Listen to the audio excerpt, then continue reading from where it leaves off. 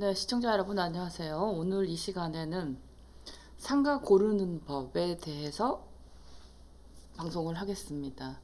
그냥 뭉뚱그려서 우리가 상가라고 하지만 상가가 알고 보면 꽤 종류가 다양합니다. 그래서 오늘은 지금 경매 진행하는 사건들 중에서 상가 종류별의 특징, 종류별마다 특징이 있으니까 투자 방법도 상가마다 조금씩 다르겠죠. 그래서 지금 제가 진행하는 물건들 중에 지금 제가 뽑은 물건은 사진으로 보시다시피 여기 아파트와 횡단보도가 있는 요 왼쪽에 있는 상가, 이 상가를 지금 이게 지금 딱 보면 대로변에 있는 요 횡단보도를 마저 아주 위치가 좋아요. 많은 사람들이 말하는 상가 하면 이 상가를 많이 하죠. 근데 이거를 정확하게 얘기하자면 이제 근린 상가라고 얘기합니다. 근린 상가는 주로 도시 지역 내 상업 지역에 위치하고 있으면서 그 상업 도시 지역 내 상업 지역 근린 상업 지역에 들어서 있고 유독 인구가 많고 또 특히 이런 상가의 특히 1층 저층은 고객 접촉률이 높아서 가장 선호합니다. 많은 분들 투자자 10명 중에 7명이 원하는 게 이 근린 상가예요. 그래 이 근린 상가 이 물건 같은 경우에는 여기 옆에 가까운 데 아파트가 있어요. 청구 아파트가. 그치만 딱 봤을 때 대단지 아파트는 아닌 것 같아요. 대단지 아파트가 아니면 아파트 내에 상가가 있어도 많지 않을 거고 그 상가 사람들이 여기 이 인도를 걸어서 나와서 이 상가를 이용하기가 좋죠. 만약에 이 길을 통해서 지하철을 타야 된다거나 뭐 버스 정류장이 이쪽에 있다면 저 위쪽으로 올라가지 않고 이쪽이 눈으로 딱 봐도 오르막길이란 말이죠. 저기보다 이쪽이 사람들이 더 내려오기가 좋죠. 그러면 이 상가가 동선으로 봤을 땐 저 위보단 좋아요. 그래서 여기가 이제 근린 상가. 많은 사람들이 상가라고 하면은 이 근린 상가를 선호합니다. 자, 보겠습니다. 지도를 보겠습니다.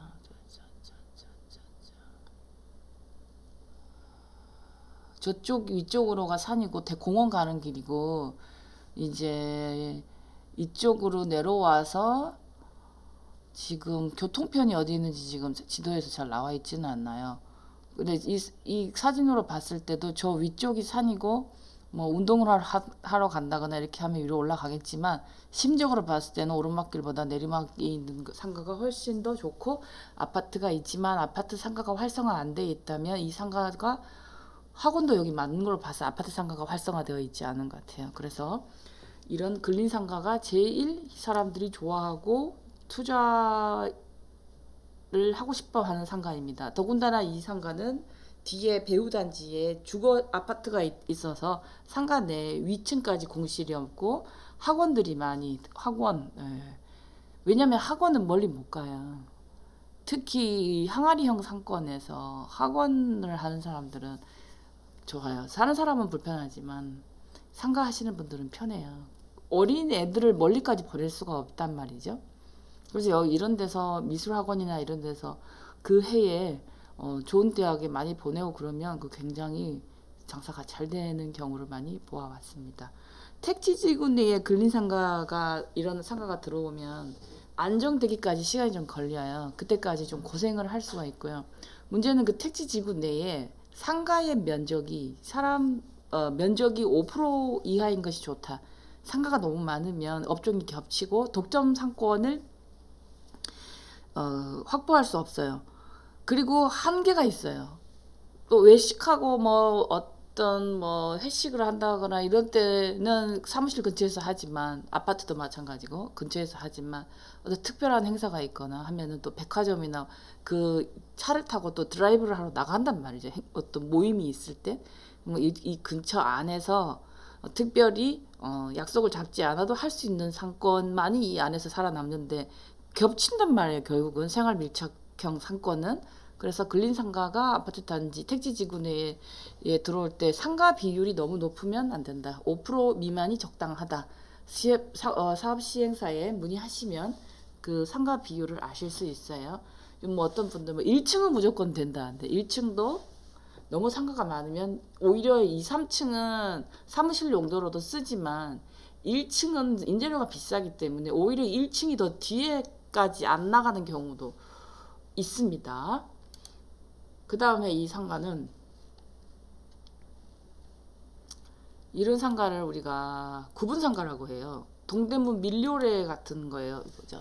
두타 뭐 그런 거죠. 이런 데 있는데 상가 보면은 이걸 이제 칸막이 없이 구분상가죠. 지금 여기서 여기까지 경계가 불분명하고 경매 물건에서 제일 낙찰가가 많이 떨어지는 물건이 이런 구분상가예요. 말하자면 상권이 살아있지 않으면, 예를 들어 이게 지금 이 물건도 지금 5,100만 원인데 1,000만 원까지 떨어졌는데 설사 여기 1,000만 원에 여기를 샀다 한들 이 상가가 다 비어 있는데 혼자서 무슨 업종으로 이 상권을 살릴 것인가. 그리고 이런 데는 다 엘리베이터가 있어 가지고요, 관리비가 좀 금액이 만만치 않아요. 왜냐면 이 안에 들어오는 사람 상대로 장사를 한다는 어떤 그 암묵이 아니지. 그 전제 하에 이 상가가 지어졌는데 이 상권이 죽어버리면 이 진짜 똥값 되는 상가가 이 구분 상가고, 경매로 제일 많이 나오고 제일 많이 유찰되고 상권을 살리기가 굉장히 어려운, 특별히 어떤 업종을 가지고 있지 않으신 분들은 아무리 지하철역 앞에 있는 상가가 1,000만 원이라 하더라도 이 건물 안에 사람들이 들어오지 않으면 어렵습니다. 그리고 특징이 뭐냐면 이런 상가들은 지금 분양 후 지금까지 한 번도 누구도 장사를 한 적이 없는 경우가 많기 때문에, 이게 낙찰가는 1,000만 원인데 미납 관리비는 막 4천만 원씩, 저는 많이 밀리는 2억까지 밀려 있는데도 거의 포기한 거죠. 분양받은 사람들이 상가 분양에 실패한 케이스가 이런 경우가 많습니다. 자, 그 다음에 이런 상가를 우리가 이제 뭐 스트리트형 상가라고 하죠. 스트리트형 상가, 말하자면 무슨 아울렛, 네, 여주 아울렛, 그런 거는 좀 테마형이라고 볼 수 있고, 그건 좀 다르고, 쉬운 예를 들면 관광도 하면서 이런 어떤 쇼핑도 하는, 이런 이제 주변에 어떤 뭐 수변이나 어떤 관광지가 있거나 이렇게 해서 늘어선 스트리트형 상가. 제일 많이 있는 게 이제 쉽게 얘기하자면 일산에 있는 라페스타 같은 상가를 이런 스트리트형 상가라고 합니다. 아파트 상가, 오피스텔 상가, 이런 스트리트형 상가는 근린 상가에 비해서 분양가가 좀 높아요. 근린 상가는 본인이 그 영업을 잘 해서 그 상권을 모아야 된다는, 이제 말하자면 자력갱생의 의미가 있다면, 이런 데는 어느 정도 아파트 상가, 특히 아파트 주민이라는 고정적인 고객을 어느 정도는 확보하고 있기 때문에 요런 상가들이 분양가가 상대적으로 좀 높습니다. 근데 요런 상가 중에 다 장사가 잘 되는데 하나만 경매 나온 물건들은 상관이 없는데, 줄줄이 비어있는 상가들은 지금 저희가 이 저금리 시대에 잘못 받으시면 경기가 상가는 경기를 특별히 많이 타기 때문에 혼자서 이 안에서 어찌 해볼 수가 없는 일이 벌어지기 때문에, 상권이 얼마나 살아있냐가 중요하기 때문에 경매뿐만 아니라 상가 투자는, 상권 분석은 절대적인 경험이 제일 중요하기 때문에 아무리 싸대도 섣불리 낙찰을 받으시면 낭패를 보실 수 있습니다. 자, 이게 바로 이제 오피스텔 상가예요. 오피스텔 상가죠. 아파트 상가하고 마찬가지로 오피스텔 상가는 이 안에 있는 입주민들과, 이제 아파트 상가는 입주민을 상대하지만 이런 오피스텔 상가는 여기에 유동인구까지 상대하기 때문에 아파트 상가보다는 더 고객층이 넓을 수도 있지만, 여기 위층이 오피스텔은 위층에서도 마사지나 무슨 피아노 교습이나 뭐 나름 등등 어떤 업을 할 수 있어요. 오피스텔이기 때문에. 그러면 업종이 겹칠, 커피숍은 안 생기겠죠. 뭐 3층에. 근데 업종이 겹칠 확률이 있어요. 어떤 뭐 오피스텔 보면은 한 오피스텔에 마사지, 경락 마사지 뭐 이런 것들이 뭐 두세 개씩 겹치는 경우가 많이 있는데, 이런 오피스텔 상가 같은 경우에는 꼭 1층이 아니어도 할 수 있는 업종하고 겹치는 부분이 있을 수 있다. 근데 오피스텔 같은 경우 주로 상업지역에 들어오기 때문에 유동인구, 지하철을 이용하는 유동인구와 거기 안에 있는 입주민을 상대할 수 있다는 이점이 있습니다. 그러나 안에서 업종이 겹칠 확률이 있고, 문제는 이런 오피스텔이 위에 주거를 위한 입주민과 밑에 상가를 이용하기 위한 상가를 이용하기 위한 고객들을 분리시키기 위해서 출입구를 지나치게 많이 만들어 놓은 지역이 있어요. 그러면 사는 사람 입장에서는 사방으로 문이 열려 있으면 다니기 편하겠지만, 장사하는 사람의 입장에서는 손님이 흩어진다라는 단점이 있을 수 있습니다. 이게 바로 오피스텔 상가입니다. 저희 사무실 같은 경우도 다음에 한번 찍어드리겠는데, 영상을 한번 보여드리겠는데, 이 오피스텔이 저 입주민 입장에서는 굉장히 편해요. 문이 3개예요. 지하철 가는 방향, 동네로 가는 방향, 이렇게 해서 동서남북으로 갈 수 있는데 커피숍이 3개가 있어요. 이 조그만 오피스텔 안에. 그러면 오피스텔에 커피숍이 3개가 또 경쟁해야 되는데, 대로를 마주보고 있느냐, 또 이쪽을 마주보고 있냐, 아니면 이쪽 벽을 마주보고 있냐에 따라 가격 차이가 천차만별 나겠죠. 근데 우리 입주민 입장에서는 굉장히 편한데, 장사하시는 분 입장에서는 손님이 흩어지니까 분리할 수도 있겠죠. 그리고 이런 상가들은 기본적인 고객을 확보하기 때문에 분양가가 다른 상가, 근린 상가보다는 조금 비싸다라고 이해하시면 되겠습니다. 아파트 상가는 최소 아파트 단지가 500세대는 돼야 독점 상권이 확보할 수 있다라고 보시면 되고, 그 주위에 공터, 말하자면 코스트코나 백화점이 들어올 수 있는 널찍한 공터가 있는 상가는 지금 만약에 저기가 분양받을 때 살 때 없더라도 장사하고 한 2, 3년 후에 만약에 거기에 복합 쇼핑몰 하나 들어와 버린다 하면은 손님 다 뺏길 수 있어요. 그러니까 그 본인이 살려고 하는 상가 이 주위에 굉장히 교통이 좋고, 그런데 이렇게 공터가 하나 비어 있다, 널찍한 공터가, 그러면은 예의주시해야 되고, 그럴 여지가 있으면 그 전략을 짜야 된다고 생각합니다. 얼마 전에 그 고양시 스타필드가 이제 오픈하고 나서 주위에 상가에서 장사하시는 분들이 매출이 70% 줄었다고 인터뷰하신 걸 제가 봤어요. 생닭 판매하시는 분도 스타필드가 들어왔는데 생닭이 왜 안 팔릴까 그렇게 생각하실 수도 있지만, 우리가 스타필드에 가서 옷을 하나 사고, 이마트에 갔다가 닭이 세일하니까 닭도 한 마리 사고, 많이 걸으니까 배가 고프니까 거기 또 맛집에서 밥도 하나 먹고, 거기 안에서 싹 다 해결하고, 그 동네에서 사시던 분들도 그 안에서 다 해결하고, 또 외부에서 오신 분들도 거기를 지나가기만 하지 실제로 그 상가를 이용하지 않죠. 그래서 그런 어느 지역에 그런 어떤 대형 복합 쇼핑몰 하나 들어오면 기존 상권은 무너지는 게 확실합니다. 그래서 지금 이런 상권들도 새로 들어가실 때 주위에 그만한 공터가 있는지도 한번 눈여겨 보시기 바라고, 또 하나는 이런 오피스텔 상가 말고 아까 그 근린 상가, 아까 제가 말씀드렸을 때 이렇게 너무 오르막이나 이게 경사가 심하면 사람들이 이 둘러보면서 편안하게 쇼핑을 하기는커녕 가기도 바쁘죠. 걸어가기도 바쁘죠.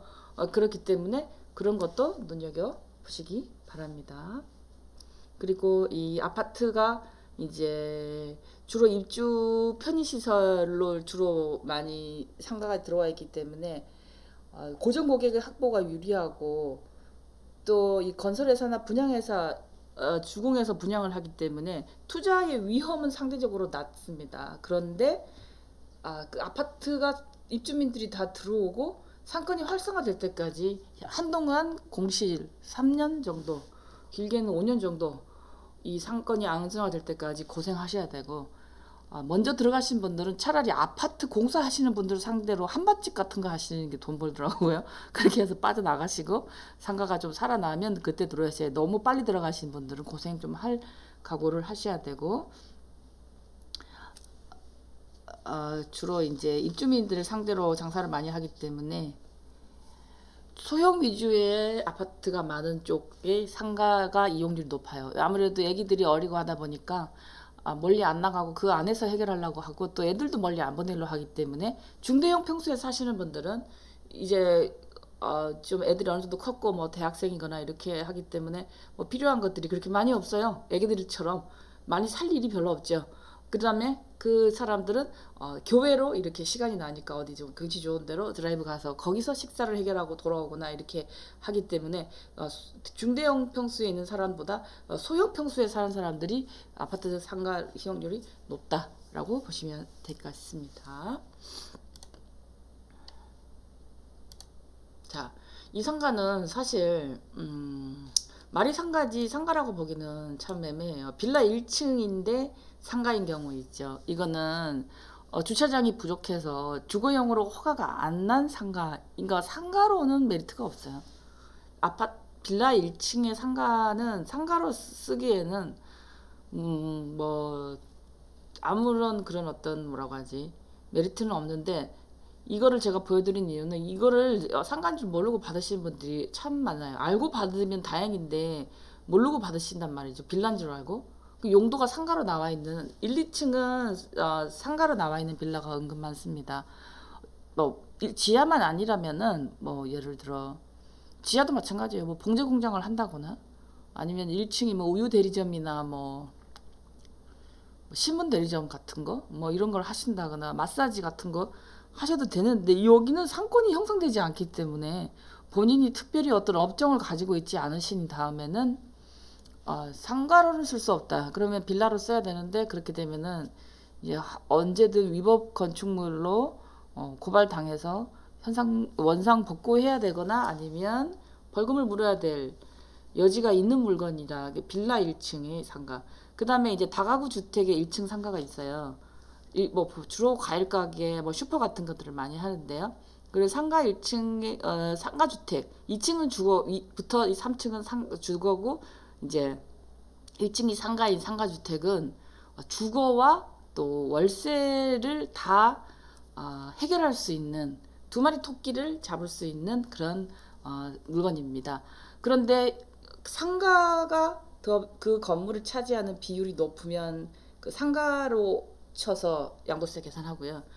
주택이 차지하는 비율이 더 높고 상가가 작으면 주택으로 계산해서 양도세 계산할 때 계산하고 취득록세 계산할 때도 상가 면적하고 주거 면적하고 따로 해서 취득록세를 따로 매깁니다. 나이가 좀 어느 정도 있으신 분들이 이제 상가도 하나 하면서 위에 자기 집도 하나 살고 한 층 정도 세를 주고 이렇게 해서 한 3, 4층짜리 상가주택을 선호하시는 분들 많고 실제로 경매에서 인기가 있습니다. 그래서 오늘은 제가 상가의 종류 오늘 좀 다 다루지는 못했어요. 경매 물건을 찾아가면서 제가 얘기를 하려다 보니까 그럼 왜 뭐 테마형 상가 있죠. 뭐 경동 약재시장에 무슨 테마형 상가. 근데 지금은 테마형 상가는 좀 인기가 좀 시들한 것 같아요. 그래서 상가를 가지고 오늘은 종류별로 나눠서 말씀을 드렸고 방송에서 다루는 거는 사실 좀 어떻게 보면 책보다 방송이 더 좋을 때가 있어요. 근데 또 방송에서는 또 다루지 못하는 부분은 제가 지금 준비 중인 왕초보 부동산 생존 팁, 꿀팁 제목이 지금 아직 정해지지 않았는 데서 더 자세히 지금 해드리는 이 내용들이 결국 모여서 책으로 출판될 예정이고요. 지금 거의 한 50% 이상 50% 더 넘었나? 네, 거의 다 마무리 단계입니다. 책을 미리 보시는 거랑 똑같아요. 그래서 이렇게 해서 뭐 일반 매매로 사시든 뭐 경매로 낙찰을 받으시든 어떤 기본기는 똑같아. 기본기가 탄탄해야 시간이 가도 실력이 늘고 또 이런 내용들이 시간이 가도 누가 언제나 봐도 도움이 된다. 저는 지금 이제 20에서 35세 정도의 아주 초보들 그것도 연세 있으셔도 부동산에 관심 없으셨던 분들을 위주로 좀 이렇게 개념을 정리해드리는 방송을 지금 시리즈별로 지금 준비 중이고 찍고 있습니다. 첫 번째가 이제 절대 실수하지 않는 경매 빌라 고르는 법, 그다음에 이제 아파트 편이 나갔어요. 이제 지금 상가편 나가고 나서 그 다음에 이제 다가구 주택, 그다음에 토지 편으로 시리즈를 내보낼 계획입니다. 도움이 되셨다면 좋아요, 구독 해주시고 주위에 또 이런 내용들을 알리고 싶으신 분들에게 많이 공유해 주시기 부탁드리고, 제가 평일 오후 수요일 9시에는 생방송을 진행합니다. 그래서 보시고 또 궁금하신 점 있으신 분들은 생방송에 들어오셔서 질문을 해주시면 되겠습니다. 그리고 경매공매 가이드 여기 사이트에 들어가시면 질문을 남기실 수 있어요. 네, 질문 남기시면 저희가 채택해서 그분이 남기신 질문에 대해서 방송을 해드리고요. 여기 방송을 또 누르시면 경매공매 가이드 안에서 조금 더 이제 좀 진척된 경매에 대해서 좀 더 아시고 싶으신 분들을 위한 영상은 유튜브 영상하고 별개로 제가 또 찍어놨어요. 필요하신 분들은 들어가서 보시면 되겠습니다. 지금까지 시청해 주셔서 감사합니다. 김지혜였습니다.